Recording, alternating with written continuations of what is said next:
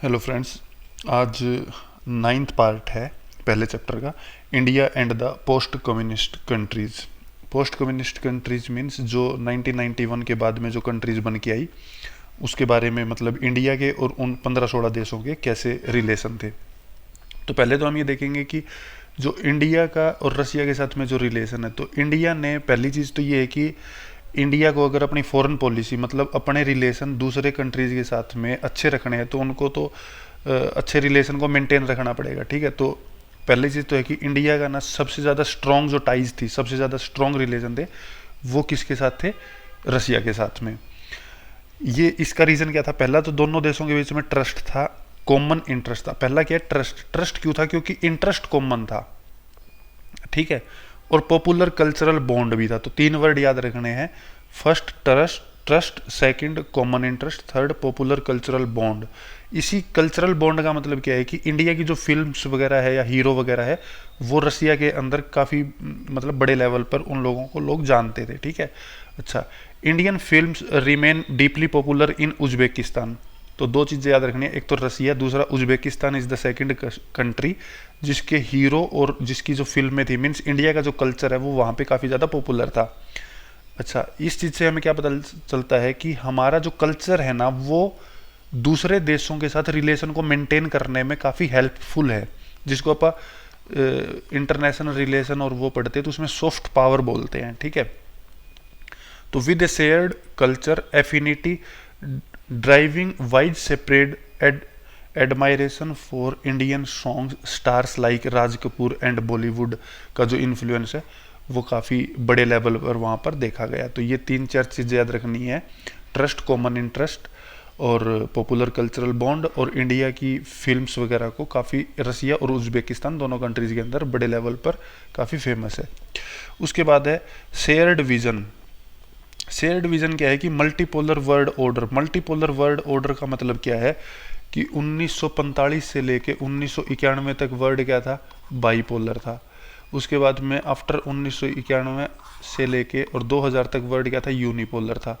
उसके बाद में 2025 अभी जो चल रहा है उस तक वर्ल्ड क्या है? मल्टीपोलर वर्ल्ड है। मल्टीपोलर वर्ल्ड का मतलब क्या है कि काफ़ी सारी पावर है, means multi means many and polar means pole, means बहुत सारे ऐसे पावर्स हैं अभी के टाइम पे जो वर्ल्ड के अंदर काफ़ी अहम भूमिका निभा रहे हैं। ठीक है, अच्छा, दोनों कंट्रीज ये चाहती थी। अब ना हमने पिछली स्लाइड के अंदर पढ़ा था कि शेयर्ड विजन है। शेयर्ड विजन का मतलब क्या है कि शेयर्ड विजन है क्या, वही हम अगली स्लाइड के अंदर देख रहे हैं कि मल्टीपोलर वर्ल्ड ऑर्डर। तो दोनों ये चाहते हैं, दोनों कंट्रीज, कि को एग्जिस्टेंस होना चाहिए पावर का। ठीक है, और कलेक्टिव सिक्योरिटी एंड रीजनलिज्म होना चाहिए। मतलब क्या है तीनों शब्दों का? अब सीधा ऐसे 1 मिनट में बता के चला जाऊंगा, वो भी कर सकता हूँ। ठीक है, बट इसको अच्छे से समझ लो। को एग्जिस्टेंस का मतलब है कि ऐसा नहीं है कि जैसे अमेरिका बोलता है कि यूएसए फर्स्ट, ऐसा नहीं होना चाहिए। रसिया एंड इंडिया दोनों कंट्री ये मानते हैं कि एक टाइम के ऊपर इसी धरती के ऊपर एक से ज़्यादा पावर हो सकती है, मीन्स एक से ज़्यादा ग्लोबल पावर हो सकती है। इसका मतलब है को एग्जिस्टेंस ऑफ पावर। सेकंड क्या है? कलेक्टिव सिक्योरिटी, मीन्स अगर हम एक दूसरे को सिक्योर करने में एक दूसरे की मदद करेंगे, that is called collective security. तीसरा क्या है? रीजनलिज्म, मीन्स जो ये पूरी अर्थ है तो इस एरिया, ये पूरा का पूरा क्या है? एशिया मान लो, तो ये इंडिया हो गया, तो ये इंडियन ओशियन हो गया, तो इस जगह के ऊपर इंडिया डिसाइड करेगा। इस चीज से रसिया को कोई ऐतराज नहीं है, दैट इज रीजनलिज्म। अच्छा, advocates for negotiated settlement of conflict. अब जो भी चीजें कॉन्फ्लिक्ट के जो रीजन थे उसके ऊपर नेगोशिएशन हुआ, बातचीत हुई। ठीक है, उसके बाद strengthening and democratising UN decision making. अब दोनों कंट्रीज ने मिलके यूनाइटेड नेशन की जो डिसीजन मेकिंग है ना, उसके अंदर उसको एक तो स्ट्रेंथन करने की बात करी, और दूसरा सभी जो छोटे मोटे जितने भी कंट्रीज है सभी की बात सुनी जाए, इसके पक्ष में इसको एडवोकेट किया दोनों कंट्रीज ने। ठीक है, तीसरा क्या है? Independent foreign policy for all countries. दोनों कंट्रीज ने इस चीज के ऊपर एडवोकेट किया कि सभी कंट्री, जैसे कि भूटान है, भूटान छोटा सा देश है, ठीक है। तो इंडिया ने भूटान को सपोर्ट किया कि आप अपने मतलब डिसीजन को खुद लीजिए, और इस चीज को रसिया ने भी सपोर्ट किया, ठीक है, कि भूटान को एक देश का दर्जा मिलना चाहिए, क्योंकि भूटान को इसलिए मिलना चाहिए क्योंकि भूटान कभी भी किसी के गुलाम तो था नहीं। तो 1945-46 के बाद में जब भाई यूनाइटेड नेशन के अंदर जो जो लोग जो कंट्रीज अपनी मीन्स प्रेजेंस दिखा रहे हैं, वही कंट्रीज को कंट्रीज का दर्जा मिलेगा। तो ये जो चीजें है भूटान को भी सपोर्ट किया ऑन द एडवाइस और on the advocacy of India, ठीक है। तो ये सारी चीजें इन दोनों कंट्रीज के बीच में कॉमन थी। तीसरी जो चीज है इंडो रशियन, अब क्या है कि इंडिया ने 2001 के अंदर क्या कर लिया, स्ट्रेटेजिक एग्रीमेंट कर लिया, मतलब Indo Russian strategic agreement. Strategic word है, इसका मतलब क्या होता है, स्ट्रेटेजिक का मतलब होता है कि या तो जैसे कि आप बोलते हैं कि India has a strategic location, मतलब स्ट्रेटेजिकली इंपॉर्टेंट है। इसका मतलब है कि या तो उस देश के पास में रिसोर्सेज बढ़िया हैं, ठीक है, तो वो कंट्री स्ट्रेटेजिकली इंपॉर्टेंट होगा। रिसोर्सेज जैसे कि ईरान के पास है नेचुरल गैस, रसिया के पास है नेचुरल गैस, ठीक है, तो वो कंट्री क्या हो गया, वो कंट्री हो गया स्ट्रेटेजिकली इंपॉर्टेंट। दूसरा हम कैसे बोल सकते हैं कि वो कंट्री स्ट्रेटेजिकली इंपॉर्टेंट है, हम इस तरह से बोल सकते हैं कि उस कंट्री की लोकेशन बहुत ज़्यादा इंपॉर्टेंट हो। तो जैसे कि ईरान की जो लोकेशन है ना वो बहुत ज़्यादा इंपॉर्टेंट है, कैसे है, इंडिया के लिए, इंडिया के लिए ईरान की लोकेशन बहुत ज़्यादा इंपॉर्टेंट है। मान लो ये इंडिया है, यहाँ पे पाकिस्तान है, ठीक है, यहाँ पे अफगानिस्तान है, यहाँ पे ईरान है, ठीक है ना। अब जहाँ यहाँ ईरान है तो इंडिया को यहाँ सेंट्रल एशिया है, ऊपर ऊपर फिर रसिया है, तो इंडिया को सेंट्रल एशिया और रसिया के अंदर जाना है तो वो रेड सी और यहाँ से होके जाना पड़ेगा। तो ईरान के साथ में रिलेशन अच्छे होंगे तो ही हम जा सकते हैं। तो ईरान, हम क्या बोलेंगे, Iran is strategically important for India in matter of resources and in matter of location, ठीक है। स्ट्रेटेजिक वर्ड का मतलब समझ आ गया। तो इंडिया और रसिया ने स्ट्रेटेजिक एग्रीमेंट किया 2001 के अंदर।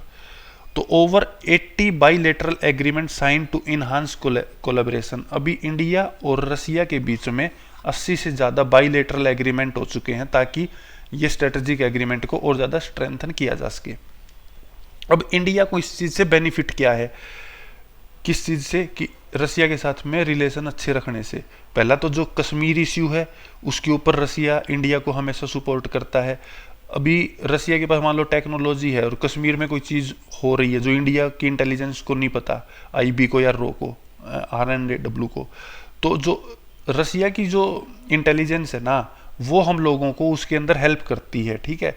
तो उस चीज़ से क्या है कि हम इंटरनेशनल लेवल पर जो टेररिज्म है उसको काउंटर कर सकते हैं। पहली चीज़, कश्मीर इश्यू पे रसिया इंडिया को कोऑपरेट करता है। दूसरा पॉइंट क्या है कि रसिया इंडिया का की पार्टनर है। की पार्टनर का मतलब क्या होता है, इंपॉर्टेंट पार्टनर है।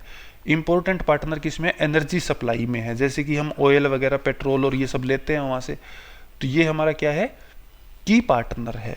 दूसरा क्या है, एक्सेस टू सेंट्रल एशिया, और दूसरा सेंट्रल एशिया के अंदर भी हम रसिया के थ्रू एंट्री कर सकते हैं, ठीक है। तीसरा क्या है कि जब कभी हमारा और चाइना का कॉन्फ्लिक्ट होता है या माहौल गर्म होता है तब रसिया एक मीडिएटर के तौर पर आके हमारी मदद करता है, ठीक है, बैलेंस करता है रिलेशन को विद चाइना। चौथा पॉइंट क्या है कि रसिया हमेशा मिलिट्री जो हार्डवेयर है ना वो हम रसिया से परचेज करते हैं। 4 पॉइंट हो गए। पांचवा क्या है कि न्यूक्लियर एनर्जी असिस्टेंस के अंदर भी न्यूक्लियर बहुत जरूरी है। न्यूक्लियर चाहे वेपन हो चाहे न्यूक्लियर एनर्जी हो, दोनों के अंदर हमें जरूरत है रसिया की। तो nuclear energy assistance and support for India's space industry, तो इन सारी दोनों चीज़ों को हमें न्यूक्लियर एनर्जी असिस्टेंस मिलता है, और इंडिया की जो स्पेस इंडस्ट्री उसके अंदर भी हम रसिया के साथ मिलके काम कर रहे हैं, जैसे क्रायोजेनिक रॉकेट वगैरह है, और ये इसके एग्जाम्पल है। तीसरा क्या है कि investment in oil field in Kazakhstan and Turkmenistan, means अच्छा जितने भी ये सारी चीज़ें हैं ना ये रसिया के साथ साथ में बाकी जितने भी देश हैं उनके साथ में भी हमारे रिलेशन अच्छे हैं, ठीक है। और यही सारे पॉइंट उन देशों के साथ में भी लिखने हैं आप लोगों को। अच्छा चौथा क्या है कि ये लास्ट क्या है कि investment in oil field in Kazakhstan and Turkmenistan. India ने पहले क्या होता था कि जैसे कि वो देश हमारे देश को ऑयल बेच देते थे या बेचते थे, ठीक है, लेकिन अभी क्या कर रहा है इंडिया की, इंडिया अभी उन सारी चीज़ों को ये देख रहा है कि भाई हम आपके देश में आके इन्वेस्ट करेंगे इसी ऑयल फील्ड के अंदर, ताकि एक तो आपके देश के अंदर इन्वेस्टमेंट आएगी, तो उस देश कजाकिस्तान और तुर्कमेनिस्तान को तो इस चीज़ का फायदा है। अच्छा, हम वहाँ जाके करेंगे तो हमें क्या होगा, हमें जैसे कि अगर 50 रुपये लीटर हमें तेल मिल रहा है, तो अगर हम वहाँ जाके इन्वेस्ट करेंगे तो वो हमें सस्ता पड़ेगा, ठीक है।